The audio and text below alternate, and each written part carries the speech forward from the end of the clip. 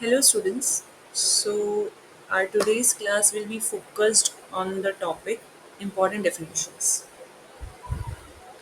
मतलब हमारी जो आज की क्लास है वो इनकम टैक्स के अकॉर्डिंग जो इम्पोर्टेंट डेफिनेशन है उसको कवर करेगी।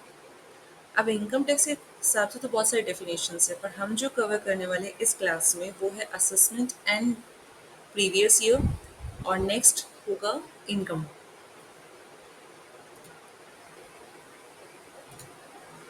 अब जैसे सेक्शन 3 है, प्रीवियस ईयर दिया है। प्रीवियस ईयर का मतलब ये होता है, सिंपल वर्ड्स में अगर मैं कहूँ तो जिस साल में आपने उस इनकम को कमाया है, अर्न किया है, ठीक है, वो होता है प्रीवियस ईयर। और प्रीवियस ईयर हमेशा पहले आता है असेसमेंट ईयर से, ठीक है।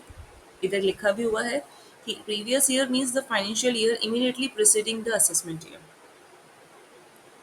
एग्जाम्पल देती हूँ, जैसे नीचे लिखा हुआ है, आप क्लियरली देख सकते हैं कि टैक्स के हिसाब से 1 अप्रैल को हमेशा साल स्टार्ट होता है और 31 मार्च को कंप्लीट होता है एक साल, एक्सेप्ट न्यूली बिजनेस जो ड्यूरिंग द ईयर आ सकते हैं। नाउ टेक द एग्जाम्पल कि अगर सपोज करो कि आपने बिजनेस स्टार्ट किया है 2024 में, 1 अप्रैल, तो आपने जो 1 अप्रैल 2024 से लेके 31 मार्च 2025 पूरा एक साल के दौरान में जितना कमाया है उसको अपन कहेंगे प्रीवियस ईयर या फाइनेंशियल ईयर, ठीक है। नेक्स्ट, सेक्शन 2 सबसेक्शन 9 क्या कहते हैं? Assessment year. असेसमेंट ईयर हम किसे कहते हैं? वो 12 महीने का पीरियड जिसमें हम टैक्स को कैलकुलेट करते हैं। टैक्स कैलकुलेट किया जाता है अकॉर्डिंग टू द रूल्स जो मेंशन है, और वो हमेशा असेसमेंट ईयर प्रीवियस ईयर के बाद वाला होता है। जैसे हमने एग्जाम्पल लिया था कि 2024 में बिजनेस स्टार्ट किया, तो 24 से लेकर 25 मार्च तक जितना भी हमने अर्न किया उसको अपन प्रीवियस ईयर कहेंगे। अब इसके बाद जो साल आएगा वो क्या आएगा? अप्रैल 25 से लेके मार्च 26 तक, यानी 25-26, तो वो असेसमेंट ईयर कहलाएगा। क्यों? क्योंकि उस साल में हम असेस कर रहे हैं। असेस करना मतलब कैलकुलेट कर रहे हैं, टैक्स लगा रहे हैं, ठीक है। सिंपल से जो मैंने एग्जाम्पल दिया वो इस तरह से आपको फोटो के फॉर्म में मैंने बताया इजीली कि 1 अप्रैल से लेके 31 मार्च 2025 तक इनकम अर्न की। तो जो आपने 24-25 उसे हम प्रीवियस ईयर कहेंगे सेक्शन 3 के हिसाब से, और असेसमेंट ईयर कहेंगे 25-26 को अकॉर्डिंग टू सेक्शन 2 सबसेक्शन 9 के हिसाब से। I hope you are clear with these two definitions. Next आता है इनकम। इनकम एक थोड़ा ब्रॉड डेफिनेशन है, तो बहुत अच्छे से सुनना है, समझना है, ठीक है, डिटेल में। इनकम डिफाइन की गई है अंडर सेक्शन 2 सबसेक्शन 24 के अकॉर्डिंग। अगर सिंपल तौर पे कहूँ तो इनकम का मतलब है जो भी आपने कमाया है, एक पैसे के तौर पे मनी के फॉर्म में, या बेनिफिट आपको मिला है। अब बेनिफिट क्या होता है वो आगे हम कैरेक्टरिस्टिक्स में पढ़ेंगे। किसी भी तरह से आपने सैलरी हो, प्रॉफिट हो, रेंट हो, इंटरेस्ट हो, किसी भी तरह से आपने कमाया है। अदर अर्निंग्स का मतलब है जैसे अभी इस वक्त फ्रीलांसिंग प्रोजेक्ट्स, अगर न्यूली मैं कहूँ तो non traditional form of income, तो वो भी कहीं ना कहीं इनकम ही है, ठीक है। लेकिन 1961 के हिसाब से नहीं डाला बिकॉज उस समय नहीं था, लेकिन अब है। तो हम इनकम किसे कहते हैं? जो बेसिकली रेगुलर टाइम्स पे हो, ठीक है। रेगुलर टाइम्स पे मतलब कि रेगुलर बेसिस पे जो आपको अर्न करना है, अर्न करते हैं सैलरी, एंड आप बिजनेस में प्रॉफिट अर्न करते हैं। अगर इवन वन टाइम भी मिल रहा है तो भी हम उसको कंसिडर करेंगे income under income tax act. So income tax act जो है उसमें एक वर्ड है इंक्लूड्स। इंक्लूड्स का मतलब है कि वो इंक्लूसिव डेफिनेशन है। इंक्लूसिव डेफिनेशन का मतलब ये होता है कि इस डेफिनेशन में कोई कंप्लीट लिस्ट नहीं है। मैं आपको लास्ट में एक एक्सेल शीट बताऊंगी जिसमें लिस्ट कंप्लीट नहीं है, स्टिल टाइम टू टाइम उसमें अपडेट किया जा सकता है, तो वो इंक्लूसिव डेफिनेशन कहा जाता है, ठीक है। नेक्स्ट याद रखना है हेड्स ऑफ इनकम। 5 हेड्स हैं, ठीक है, जो ITR फाइल करते हैं उसके अंडर में शो करना होता है कि आपने जितने भी इनकम अर्न की है वो कहीं ना कहीं इन 5 कैटेगरीज में आपको दिखानी है। जैसे पहली है salary, income under the head salary, second है हाउस प्रॉपर्टी, तीसरा है profit and gains from business and profession, फिर है कैपिटल गेन और है अदर सोर्सेस। इसका मतलब क्या होता है वो डिटेल जाके एक एक चैप्टर में जब हम जाएंगे आगने वाली क्लासेस में तो आपको ज़्यादा क्लियर हो जाएगा। इस वक्त सिर्फ मैं ये सजेस्ट करूँगी कि आप याद रखें कि ये 5 हेड्स होते हैं। अब कॉन्सेप्ट सीखना है हमें। सो कॉन्सेप्ट के हिसाब से सबसे पहले क्या होता है, कैश या काइंड। काइंड मतलब उस तरीके का, अगर आपको इनकम कहा जा रहा है, अगर किसी भी चीज़ को इनकम कहा जा रहा है तो कहीं ना कहीं आपको मॉनेटरी फॉर्म में मिला है, कैश के तौर पे मिला है, या फिर कोई बेनिफिट मिला है, फ़ायदा मिला है, ठीक है, या जिसको हम परक्विजिट्स भी कहते हैं। तो वो अगर आपको कैश के तौर पे मिला है तो आप इजीली शो कर सकते हो। लेकिन अगर आपको फ़ायदे के तौर पे मिला है तो आप कैसे शो करोगे? तो उसकी कैलकुलेशन इनकम टैक्स रूल्स में दी गई है। जैसे एग्जांपल देती हूँ एक, कि हमें पता है कि बहुत सारी कंपनीज क्या करती है, अपने एम्प्लॉयज़ को घर देती है रहने के लिए, ठीक है? तो वो जो रेंट फ्री अकोमोडेशन है, रहने के लिए घर दिया गया है, वो एक तरह से बेनिफिट है। आपका खर्चा नहीं हुआ, कंपनी खर्चा कर रही है। तो आपको पता है एक का खर्चा दूसरे की इनकम होती है, लेकिन ये इनकम आपको मॉनेटरी फॉर्म में नहीं मिल रही है, बेनिफिट के तौर पे मिल रही है, ठीक है, परक्विजिट फैसिलिटी है। सो इन दैट केस वो कैसे कैलकुलेट की जाती है, वो इनकम टैक्स के रूल्स हम टाइम टू टाइम पढ़ते जाएंगे। नेक्स्ट है इनकम कैसे काउंट करें, रिसिप्ट या एक्रूअल। तो रिसिप्ट इन बेसिस किसको कहते हैं, जब आपको वो मिले। जैसे एग्जांपल देती हूँ कि अगर मैंने कोई फ्रीलांसिंग प्रोजेक्ट किया होगा, हाँ, या फिर कोई भी तरह से कंपनीज में कोई प्रोजेक्ट किया था जो 3 मंथ्स का था, ठीक है, वो 3 मंथ्स कौन से थे, फरवरी, मार्च, अप्रैल। तो मुझे उन्होंने इनकम दी मई में, 2025 में। तो वो जो 2025 में अगर मैं रिसिप्ट बेसिस पे दिखा रही हूँ अकाउंट्स को, ठीक है, सो इन दैट केस जिस साल में वो मिलती है उसी साल की वो इनकम कहलाएगी।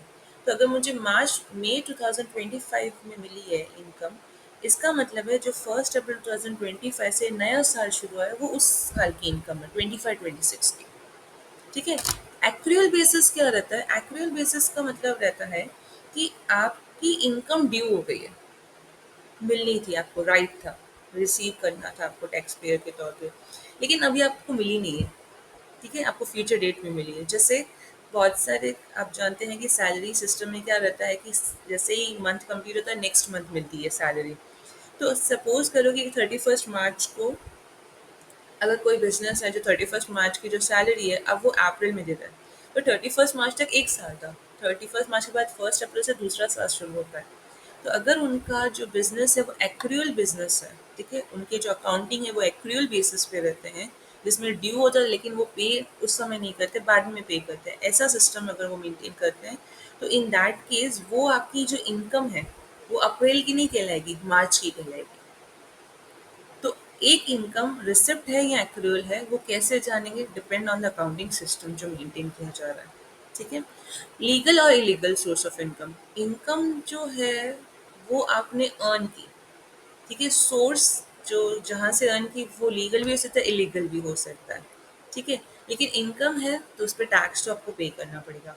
अब बात आती है कि इलीगल इनकम है तो फिर तो सब जने यही करेंगे कि इलीगल इनकम को शो करके टैक्स पे करके they are very well settled. ऐसा नहीं होता, उन पे भी एक्सेप्शंस हैं, उन पे भी लॉज के हिसाब से केसेस होते हैं, ठीक है, लेकिन वो डिटेल में अभी हम नहीं पढ़ेंगे, वो जिस तरह से टॉपिक आएगा then we will cover it. जैसे यहाँ पे लिखा गया इनकम फ्रॉम स्मगलिंग और theft is taxable as qualifies a business income. अभी तक दिखा रहा है, क्यों, क्योंकि ये वर्ड ऐसा कह रहा है कि लीगल हो या इलीगल हो तो चलता है, ऐसा नहीं होता, एक्सेप्शंस हैं।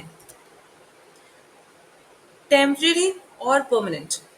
अब इनकम आप कैसे कमा रहे हो, आप परमानेंटली मतलब हर महीने, हर वीक में पेमेंट होती है, हर 15 डेज में होती है, ऐसे कोई प्रोजेक्ट कर रहे हो, या टेम्परेरी है, वंस इन अ वाइल मिलता है, या बहुत टाइम के अकॉर्डिंग मिलता है। जैसे एग्जांपल देती हूँ कि आपने कोई कंस्ट्रक्शन प्रोजेक्ट लिया, उस construction project business real estate business है, कंस्ट्रक्शन प्रोजेक्ट में जैसे ही कंप्लीट होगा क्लाइंट ने कहा तो ही मैं 50% पे करूँगा, तो वो कहीं ना कहीं टेम्प्रेरी इनकम कहलाएगी, क्योंकि वो वंस इन अ वाइल हो रही है, ठीक है, पूरे साल के अंदर या ट्वाइस हो रही है, इसके अलावा ज़्यादा नहीं हो रहा है, रेगुलर बेसिस पे नहीं हो रही है। सो इन दैट केस वो भी आपकी इनकम है इनकम टैक्स के हिसाब से। और परमानेंट मतलब जो रेगुलर बेसिस पे आपको मिल रही है, जैसे बिजनेस हर महीने प्रॉफिट अर्न कर रहा है, जॉब पे हर महीने सैलरी मिल रही है, ठीक है। तो ये सब चीज़ें क्या रहेंगी, ये आपकी परमानेंट इनकम रहेगी। अब परमानेंट हो या टेम्पररी इनकम हो, इनकम है तो आप पे टैक्स लगेगा, इनकम टैक्स। लमसम और इंस्टॉलमेंट्स, लमसम मतलब इकट्ठा मिलना, इंस्टॉलमेंट मतलब थोड़ा थोड़ा करके। जैसे एग्जांपल देती हूँ आपको, कि टेक द एग्जांपल कि अगर आपको बोनस देती है कंपनी, अब कंपनी ने ईयरली बोनस डिक्लेयर किया, ईयरली मतलब वंस इन अ वाइल, जैसे दिवाली पे होता है तो ईयरली बोनस पूरा मिल जाता है, तो वो आपकी कहीं ना कहीं इनकम है, तो वो भी आपको शो करनी है। इवन अगर कोई कंपनीज ऐसी है कि दिवाली बोनस एक साथ नहीं दे रही है, बल्कि उन्होंने ये कहा कि जो इस बार बोनस है वो हम आपकी सैलरी में इतनी इंक्रीमेंट कर देंगे, डिवाइड कर देंगे 12 से, और पूरे साल की सैलरी आपकी इंक्रीज हो जाएगी। So that is what, that is instalment system. कहीं ना कहीं इंस्टॉलमेंट सिस्टम है, पर है तो इनकम। तो इनकम है तो पार्ट्स में हो या at once in a while हो, आपको टैक्स उस पर पे करना, बिकॉज वो इनकम की डेफिनेशन में आती है, आपने अर्न किया है। नेक्स्ट है गिफ्ट। गिफ्ट्स में जनरली माना जाता है कि इनकम नहीं होती है, जैसे फ्रॉम रिलेटिव्स हो या बर्थडे हो, मैरिज रिलेटेड गिफ्ट्स हो, तो ये नहीं मानी जाती income, but that is not right. उसमें भी एक्सेप्शन है, जो मेन एक्सेप्शन है वो यहाँ पे मैंने बताया, इसके अलावा भी बहुत सारे एक्सेप्शंस हैं जो हम गिफ्ट के जब टॉपिक आएगा तब हम पढ़ेंगे। पर मेन आपको ये याद रखना है, अगर वो 50,000 तक है कैश या किसी भी तरह से आपको गिफ्ट दी जा रही है काइंड, अगर 50,000 तक है पूरे साल के अंदर, इट इज़ फाइन। अगर 50,000 से वैल्यू ज़्यादा है तो फुल्ली टैक्सेबल कहलाएगी, ठीक है। नेक्स्ट है रेवेन्यू और कैपिटल रिसिप्ट। रेवेन्यू रिसिप्ट का मतलब वर्ड रिसिप्ट कहता है जो फ्रीक्वेंटली बार बार चीज़ होती है, जैसे सैलरीज बार बार मिलती है, हम profits day to day sales करते हैं डेली बेसिस पे, तो हम हर साल का प्रॉफिट कैलकुलेशन करते हैं। या मैं कोई प्रोजेक्ट उठा रही हूँ तो मुझे पता है कि वो प्रोजेक्ट्स सिर्फ एक एक महीने के मैं उठाऊंगी, तो एक एक महीने के बाद पेमेंट्स आती जाएंगी, तो कहीं ना कहीं फ्रीक्वेंसी है with the same client and all है, तो उसको भी अपन रेवेन्यू रिसिप्ट कहते हैं। कैपिटल रिसिप्ट मतलब ये होती है जो वंस इन अ वाइल होती है, जैसे मैंने, मेरे पास कोई एसेट था, मेरे पास कोई मिलकत थी, मैंने बेच दी, उससे प्रॉफिट अर्न कर लिया, तो वो प्रॉफिट मुझे रोज नहीं मिलता, मुझे एक ही बार में मिलेगा बेच के, तो कहीं ना कहीं वो कैपिटल रिसिप्ट कहलाती है। अब कुछ कैपिटल रिसिप्ट टैक्सेबल होती हैं, कुछ नहीं होती हैं, पर वो कैपिटल गेन के चैप्टर में ही पढ़ना होगा, ठीक है। So thank you for today. But yes, मैंने जैसे कहा था कि लास्ट में मैं दिखाऊंगी प्रैक्टिकली कि वो लिस्ट क्या है, तो जस्ट अ मिनट।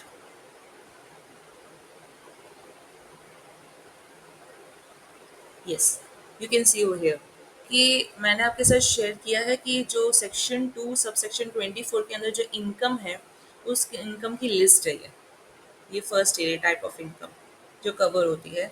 ये लिस्ट समथिंग 30 की है, ठीक है। लेकिन हम, मैं आपको सिर्फ एक दो समझा पाऊंगी बिकॉज आपको डिटेल में नहीं पता कि सैलरी हेड में क्यों गया, बिजनेस एंड प्रोफेशन में क्यों गया, तो वो नहीं पता, इसलिए मैं सिर्फ लिटिल बिट बता सकती हूँ कैसे देखना है। फिर हम जब वो पार्ट कंप्लीट होंगे तो वापस एक बार डिस्कस करेंगे। जैसे बिजनेस ने प्रॉफिट अर्न किया तो वो किस में जाएगा, बिजनेस एंड प्रोफेशन के अंदर जाएगा, बिकॉज एक्सप्लेनेशन यही है कि वो बिजनेस है। डिविडेंड है, जैसे शेयर्स पे डिविडेंड मिलता है, तो वो हेड्स ऑफ इनकम में जाना चाहिए, 5 हेड, तो 5 इनकम हेड कौन से थे, सैलरी, तो सैलरी तो है नहीं जो रेगुलर बेसिस पे मिले, हाउस प्रॉपर्टी है नहीं डिविडेंड मेरा, क्योंकि बिल्डिंग कोई रेंटल है ना, ऐसा कुछ भी नहीं है। बिजनेस एंड प्रोफेशन है नहीं क्योंकि डेली बेसिस पे मैं नहीं करती। नेक्स्ट है कि कैपिटल गेन होता है, तो कैपिटल गेन का मतलब होता है कि वो एसेट है, एसेट को मैंने बेच दिया, तो मैंने शेयर्स को अगर बेच दिया होता तो मुझे डिविडेंड नहीं मिलता। डिविडेंड क्यों मिला, क्योंकि आपने होल्ड करके रखा है कंपनी के शेयर्स को, तो आपको time to time company income के तौर पे देती है, फ्रीक्वेंटली नहीं देती है, टाइम टू टाइम जैसे ही कंपनी को लगता है। तो बाकी कौन सा हेड बचा लास्ट, अदर सोर्सेज। तो अभी हमें धीरे धीरे जब हम सारे हेड्स पढ़ लेंगे ना, तब आपको ये लिस्ट बहुत ईजी लगेगी। So this is the list I will share at the end. So thank you for today, and we will meet with a new topic in the next class.